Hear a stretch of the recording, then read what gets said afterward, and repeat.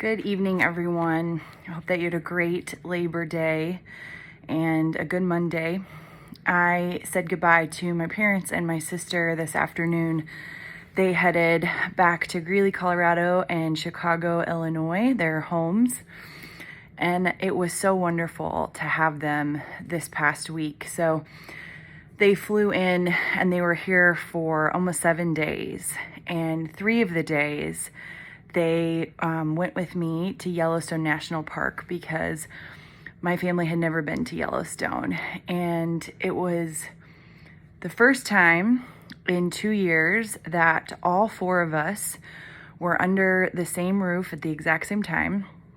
And it was also the first time, maybe, 10 years, that it was just the 4 of us. The OG Blattner family, my mom, dad, and sister. I can't remember the last time we spent time just the 4 of us. So it made me think about the joys of friendship and family and just time with the people that love and support us, and relating it to my sermon yesterday on one of the many faces of faith that we have been uncovering this summer, Lydia.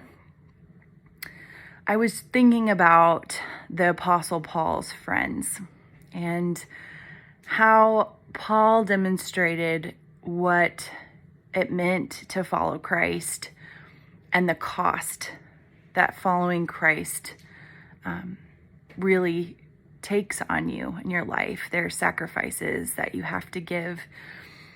And the other thing that the Apostle Paul demonstrates is just the importance of friendship.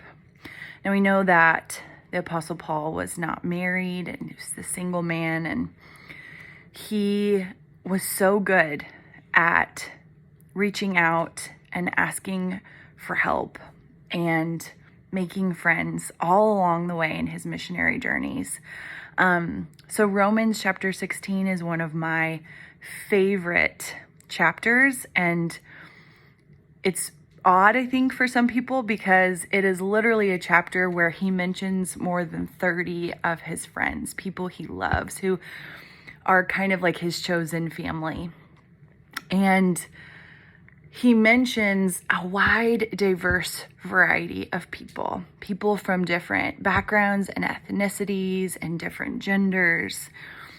And all of them were beloved in his eyes. All of them had supported him, had comforted him, had been people that he had ministered with, he'd been beaten alongside of, he'd been in prison with, he'd been shipwrecked with, he'd sailed all around with. And so I want to read Romans 16, at least.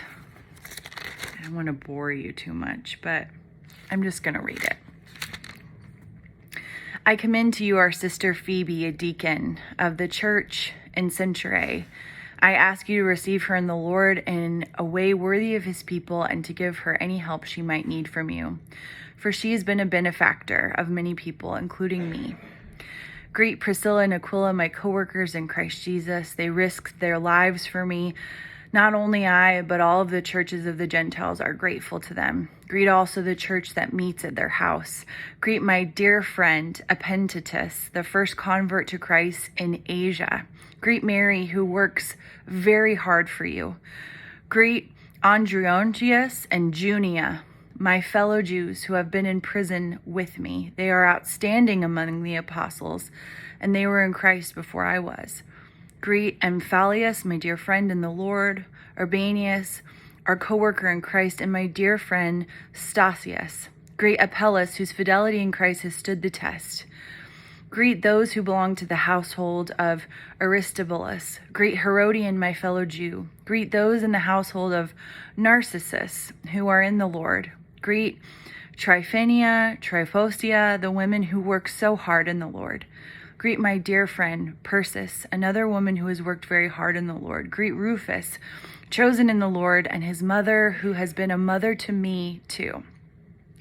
Greet Asyncritus, Philenian, Hermes, Patrobas, Hermas, and the other brothers and sisters with them. Greet Philongus, Julia, Nerenius and his sister, and Olympus, and all the Lord's people who are with them. Greet one another with a holy kiss. All the churches of Christ send greetings. I urge you, brothers and sisters, to watch out for those around you.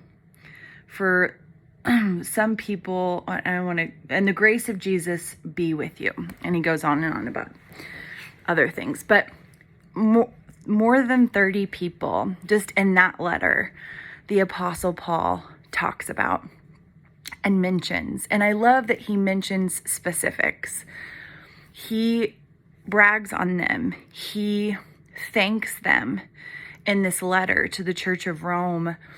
And he commends his friends for the work that they are doing.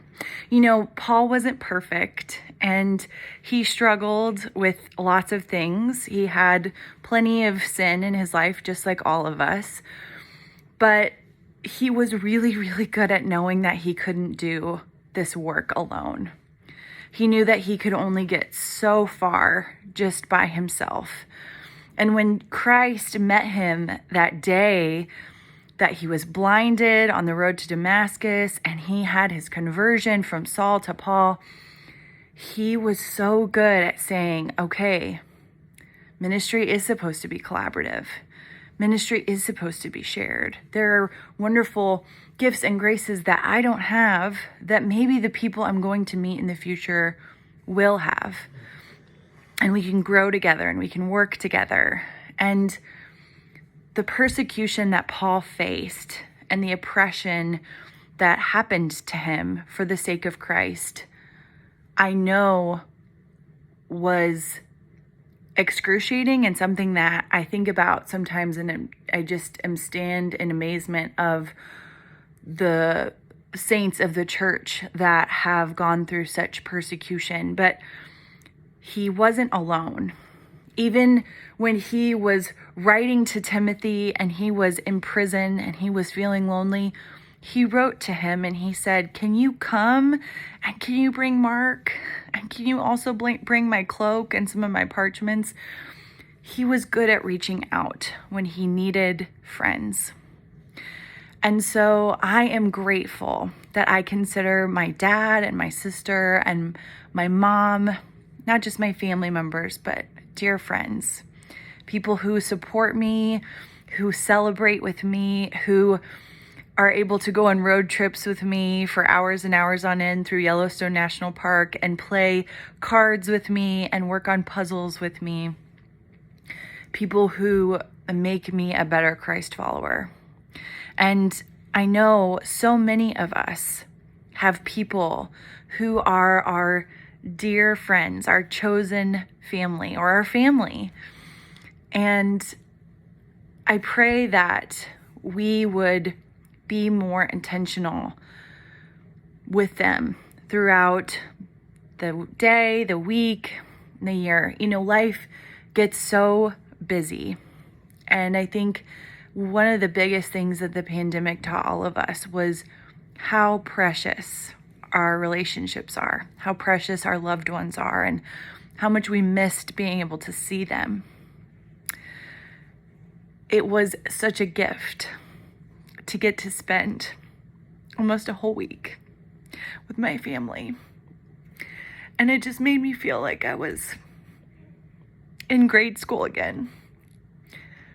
And it reminded me what a gift it is to have people in my life that are so supportive,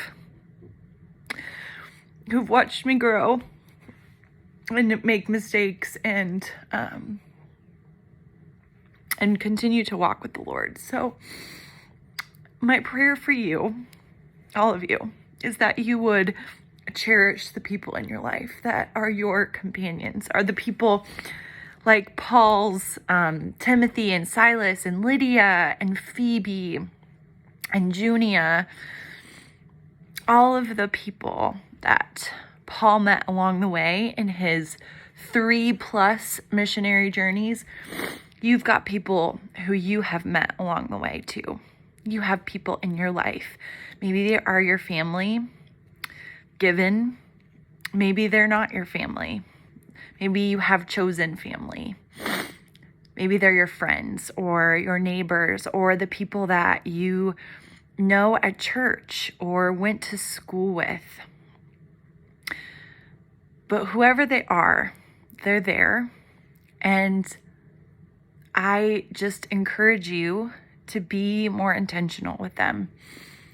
I think that my family and I are going to get together a lot sooner than 2 years. And the next time that we get together, I will cherish those memories and those moments just as much as I cherished the ones that we made this past week. So I love you all, and I pray that we would all just rejoice in the relationships that God has given us. I'll see you on Wednesday. Bye.